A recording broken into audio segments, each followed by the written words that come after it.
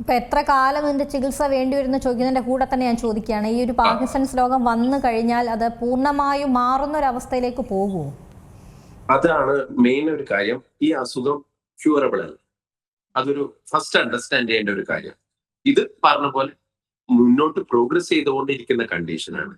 അതിനെ എവിടെ നിർത്തി അതിനെ കൂടുതൽ മോശമാവാതെ നിർത്തുക എന്നുള്ളതാണ് ഫസ്റ്റ് ഇമ്പോർട്ടൻസ്.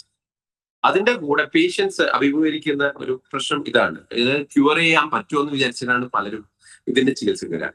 ഇത് ഇനിയും കൂടുതൽ ഡാമേജ് ഉണ്ടാക്കാതിരിക്കാൻ നമ്മൾ ചെയ്യുന്ന ചികിത്സയാണ് ഇതിൻ്റെ അകത്ത് ഏറ്റവും ഇമ്പോർട്ടൻറ്റ്.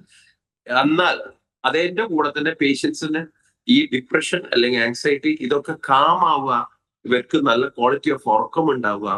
അപ്പം നമ്മൾ ഏറ്റവും കൂടുതൽ ഇമ്പോർട്ടൻസ് കൊടുക്കുന്നത് 3 പില്ലേഴ്സ് ഓഫ് ലൈഫ് എന്ന് പറയുന്നത് sleep, food, exercise or activities or energy.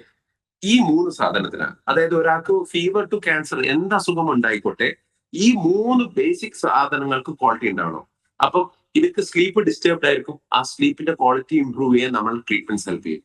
ഇവരുടെ ഡൈജഷൻ ഉണ്ടാവും, ബുദ്ധിമുട്ടുകൾ ഉണ്ടാവും, അത് ദഹനക്കുറവുകൾ ഉണ്ടാവും, വിശപ്പ് ഉണ്ടാവില്ല, അതിന്റെ പ്രശ്നങ്ങൾ ഉണ്ടാവും. അത് കറക്റ്റ് ചെയ്യാൻ നമ്മൾ മെഡിസിൻസും ട്രീറ്റ്മെന്റ്സും വസ്തി വിരേചന എല്ലാം ഡൈജസ്റ്റീവ് സിസ്റ്റം എൻഹാൻസ് ചെയ്യുന്ന എല്ലാ ട്രീറ്റ്മെന്റ്സും നമ്മളതിൽ വരും.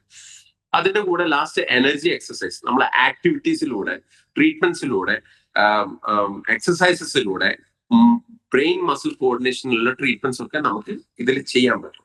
ആ വഴി അവരുടെ ക്വാളിറ്റി ഓഫ് ലൈഫ് ഇംപ്രൂവ് ചെയ്യാൻ പറ്റും. അതാണ് ഇതിലെ ഏറ്റവും ബെസ്റ്റ് നമ്മളുടെ ട്രീറ്റ്മെന്റ് പ്രോട്ടോകോൾ കൊണ്ടുള്ള ഗുണം. ഏറ്റവും പുതിയ വാർത്തകളും വിശേഷങ്ങളും വിരൽ തുമ്പിലറിയാൻ സീ മലയാളം ന്യൂസ് എല്ലാ ഡിജിറ്റൽ പ്ലാറ്റ്ഫോമുകളിലും ലഭ്യം.